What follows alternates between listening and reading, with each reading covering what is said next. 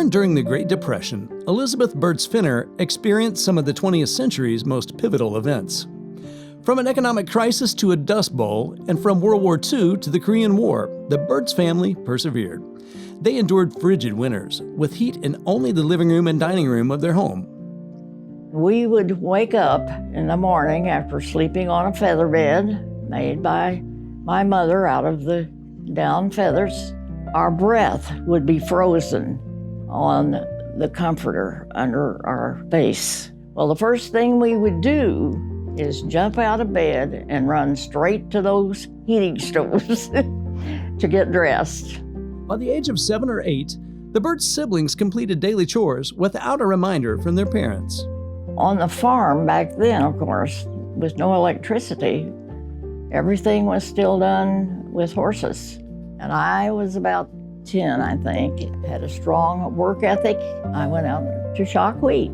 It was a great experience, you know. Liz's elementary years were spent in a rural one-room schoolhouse. In 1941, America's entry into World War II impacted every family she knew. Between World War II and the Korean War, 5 of Liz's brothers and her future fiancé served in the military. Each man safely returned home. So women had to step up, as you know from reading anything about history. It actually changed the culture of women's life. At Lexington High School, Liz was a self-described joiner, and she also enjoyed an active social life. One of the classmates she dated was future U.S. Congressman Ike Skelton. But it was another fellow student, D.E. Fenner, who captured her heart. She earned a full academic scholarship to William Jewell College, and in the middle of her freshman year, she and D.E. were engaged. Liz decided to transfer to Central Missouri State College for her sophomore year, where she worked and boarded with the family of Central Missouri coaching icon Earl Keth.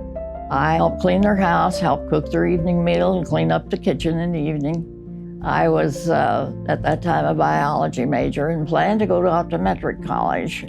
Her educational plans had to be put on hold. She was married in 1952, and her husband was deployed to serve in the Korean War. Fenner lived with her parents and worked steadily until D.E. returned. My husband was hired by the Highway Patrol to give driver's exams, and I was a stay-at-home mom. Our girls didn't expect a lot. They didn't have a lot of toys. They went to church every Sunday. I dressed them all 3 in clothes that I made. I made every stitch that my 3 girls and I wore. Once the Fenner girls entered school, Liz resumed her college education. She commuted daily to the Warrensburg campus and in 1968 earned a degree in elementary education. She began teaching in the nearby Richmond School District. In 1972, she completed a master's degree in library science at UCM. Fenner's passion for volunteering has been a constant throughout her life. Her organizational skills made her a great choice to serve as the president of the Teachers Association. She was also selected by the district to lead her fellow educators into the technology age. That was a challenge.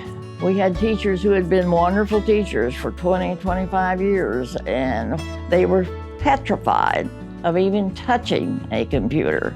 In 1992, Fenner was invited to an education conference in China as a media specialist. Her retirement in 1993 meant she could fully focus on her volunteer efforts, including serving on the world mission arm of her church. I took that retirement as soon as I could because I had so many other things that I wanted to do. Unfortunately, my husband became very ill during the early years of my retirement, and about a year after I retired, he died with lung cancer. When she would go on the mission trips for the United Methodist Church, one of the things that she would always share with us was the extreme poverty that she would observe in those communities. She was in New York when 9/11 occurred for the church.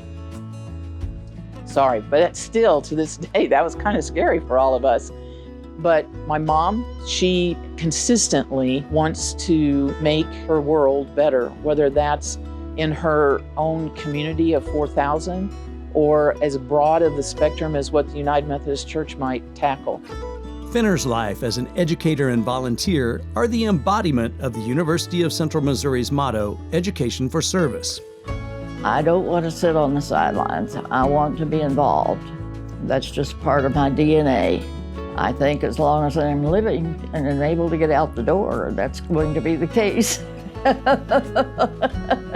Fenner's volunteer impact will continue to be felt well into the future in her hometown of Lexington. I feel like the most important long-term outcome was developing our own art council. It's bigger every year. It has so much influence on the things that we do now in the community. So I feel like that may be one of the most important pieces of my legacy that I leave for Lexington. In 2022, Fenner led the volunteer group that organized Lexington's bicentennial celebration. She spearheaded a $40,000 fundraising campaign and was also the event's grand marshal. To speak to you about my mom is, that's a pretty awesome responsibility. Sorry. The three of us have so much respect for my mom. Watching her make decisions to be a stay-at-home mom, put her ideas and dreams on hold, and then to finish her education and to show to us that you can have both. She finds a fulfillment, and it really is a way to confirm her purpose of why she is here. Recently inducted into the Lexington Career Achievement Hall of Fame, this world traveler is still on the go. Her happiest moments are spent with her family, a group that shares the volunteer spirit of their matriarch. I have 5 grandchildren, 4 of whom graduated from UCM. I have 5 great-grandchildren now. I am so proud of all of my children. They have done well, and I think they were raised with a strong work ethic, and that has proven itself in their careers. The thing I'm probably most proud of, though, is they are all giving people. Mom, congratulations on this recognition. Dee and Carrie and I, as well as our extended families, the great-grandkids and the grandchildren, we're extremely proud of you and for all the opportunities that you've given us to grow and mature and to always love us and accept us for where we're at and to help us get to where we need to be. We love you. Ladies and gentlemen, please welcome 2025 UCM Distinguished Alumni Award for Service recipient, Liz Fenner.